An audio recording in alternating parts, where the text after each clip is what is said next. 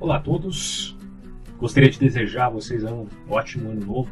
Esqueci de falar isso no primeiro vídeo do ano de 2017, onde eu falei a respeito dos personagens lá do Akira Toriyama. Então hoje a gente vai falar de um assunto aqui, e eu fiz uma questão de disponibilizar gráficozinho, né? Ficou bem simpático, inclusive eu coloquei o Goku aqui, já que a gente tinha falado aí do Mr. Satanás lá, né? do Akira Toriyama. Apesar que o vídeo teve muito pouco acesso. Eu fui meio que nessa onda lá do Dragon Ball Super. Eu achei que ia ter mais acesso, mas não deu muito certo a minha estratégia, mas tudo bem. Bom, eu vou falar aqui sobre o vídeo, né? Então, se tratando dessa coisa da grande narrativa, da lógica intrínseca, deixa eu mostrar para vocês aqui, e intrínseca aqui, extrínseca aqui, a realidade como um aspecto da teoria de tudo, a questão do absolutismo, quando o absolutismo na mentalidade do indivíduo se torna ruim, e quando o relativismo também se torna ruim. Deixar isso claro para as pessoas que acompanham aqui esse canal. E quem dera esse vídeo consiga ter mais acessos aí, vamos esperar, vamos ter pensamento positivo. Bom, aqui sobre grandes narrativas. Lógica extrínseca e lógica intrínseca. Lógica extrínseca, narrativa que segue a lógica em vista dos fatos sem desconsiderar alguma ocorrência por um mero compromisso para com o ideal pressuposto, preferência pela realidade. Analítica sobre política e retórica. Isso aqui é lógica extrínseca. Cara, eu confesso que eu ainda estou estudando lógica, que eu não sei muito pouco ainda sobre grandes lógicos como Russell, como Frege, como tantos outros. Mas é minha perspectiva até então. Se você avaliar a lógica intrínseca de uma grande narrativa, como a de Hegel ou como a de Kant, você vai ver que eles estão amoldando as coisas para que elas fiquem nos seus devidos lugares dentro da grande narrativa que eles estão ensinando ali. Tá? Tudo que foge daquela grande narrativa, como por exemplo a questão dos milagres, para Kant não existe. Aconteceu um milagre, Jesus curou um paralítico. Se você quer validar uma avaliação da realidade própria, é essa lógica que você vai utilizar. Se você utilizar isso aqui, você vai cair mais ou menos num aspecto ficcional. Porque até a obra, por mais bagunçada que seja essa obra do Akira Toriyama, né? que a gente sabe como é que é, você entende que ainda existe uma certa lógica intrínseca. Então até para ficção você tem que ter lógica intrínseca. Eu fico dando risada desses caras que ficam falando de lógica no YouTube, né, na internet e tal. Dizendo, não, mas eu estou usando a lógica, você não pode me contrariar. Mas peraí, filho, vamos parar de ser boçal e erístico, por favor? Porque ser erístico é muito fácil, né? Você ter aquela sofisticação sofista. Nossa, ficou feio sofisticação sofista, mas enfim, existe. E ficar usando erística para tentar provar os seus argumentos, né? Tá, tudo muito bonitinho, beleza. Mas isso aí, ao meu ponto de vista, é mais intrínseco, ou seja, você está tentando moldar as coisas ao seu raciocínio, do que extrínseco à realidade em si. Então, porra, aí você vai chegar à conclusão mesmo que a Terra é uma pizza, né, achatada. Quer dizer, a pista já é achatada, mas a Terra em si é achatada. Por favor, né? Aí eu coloquei aqui a realidade e a teoria de tudo. A lógica depende de certos elementos que vão construindo a concepção de todo como um quebra-cabeças. E se falta alguma peça do quebra-cabeças, você vai ter que fazer o quê? Você vai ter que preencher com imaginação. Até coloquei aqui, ó, ficamos sem a completude desse entendimento se faltar as peças. E aí a gente acaba preenchendo aquilo com a nossa imaginação.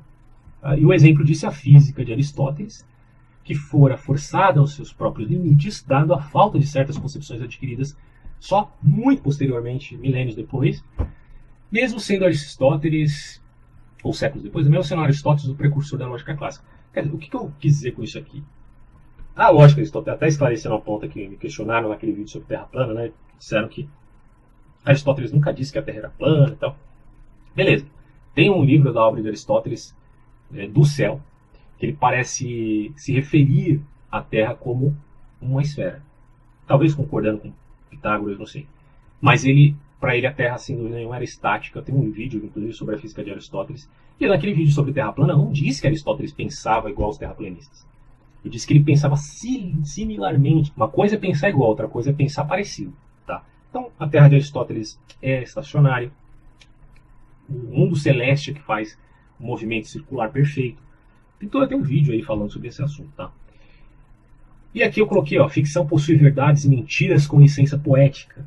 Mas essa pluralidade do mito não é ruim e faz parte da nossa Constituição. Então não é porque você tem licença poética, como você tem Salmo, tem esses ateu babaca, né? Que pega o texto lá de Salmo e diz, tá vendo, o cara errou aqui cientificamente. Por exemplo, aquele Salmo de Davi, eu acho, se eu não me engano, é o de Davi, né? Que ele fala sobre o nascimento, uma coisa extraordinária. Então eles pegaram um errinho científico lá e disseram, tá vendo, Davi não foi inspirado por Deus porque ele falou isso errado, isso aqui. Então, velho, aquilo é uma poesia, onde o cara está exteriorizando com palavras aquilo que ele está sentindo internamente. Como é que você pode querer julgar a poesia de uma forma científica? É muita falta de sensibilidade, gente. Isso aí é ridículo, cara.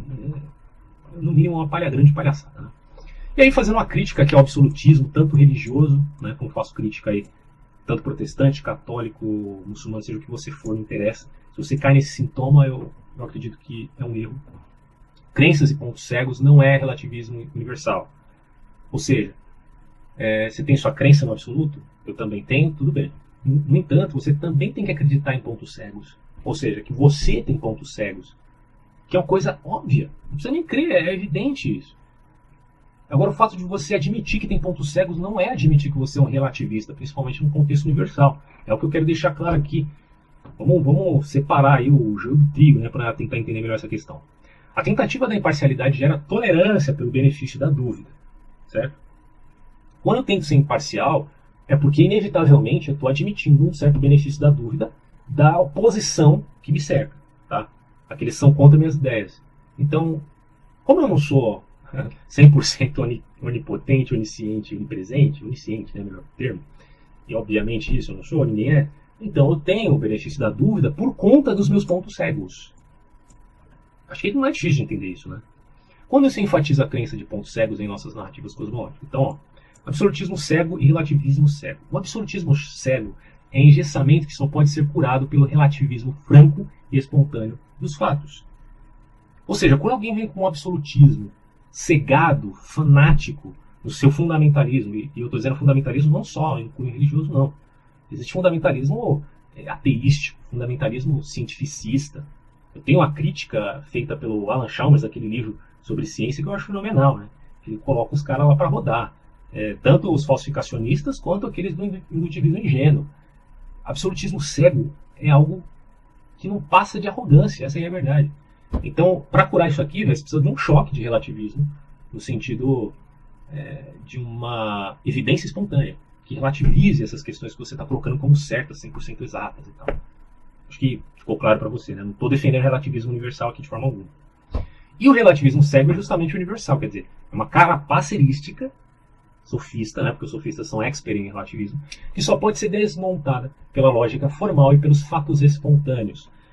Porque da mesma forma que existem evidências que trazem relativismos, e essas evidências são espontâneas, cara, a mesma coisa se aplica ao relativismo cego.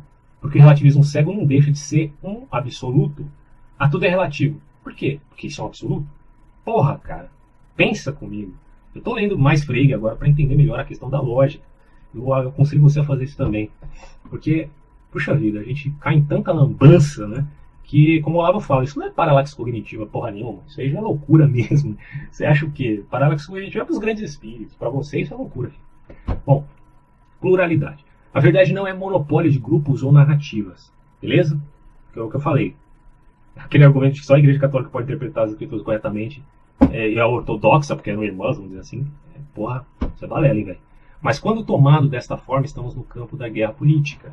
Bom, se a questão é só retórica, se a questão é só política, então beleza. Aí você pode fazer apologia sem ter compromisso nenhum com a realidade. Eu coloquei fatos, a realidade é indivisível, a realidade aparece para nós de uma maneira muito pouco pedagógica, vamos dizer assim, ou didática. Você acha que a realidade vai aparecer para você de forma didática, para você separar bloco por bloco, né, e fazer todas as suas pequenas divisões, enfim, agora interpretar a realidade? Claro que não. Ela acontece de maneira totalmente indivisível e você tem que, cara, se esforçar muito para compreender. Versus relativismo, absolutismo. Tanto um quanto o outro termina no absolutismo. E o próprio absolutismo também termina no relativismo quando ele é um absolutismo cego. Porque o fato é um absoluto. Mas isso significa que você alcançou esse absoluto. Porque você tem que reconhecer que também tem pontos cegos. Bom, é isso que eu queria dizer. Espero que tenha ficado claro aí. E espero também as críticas para a gente pensar melhor esses assuntos. Grande abraço e até próximos vídeos. Tchau.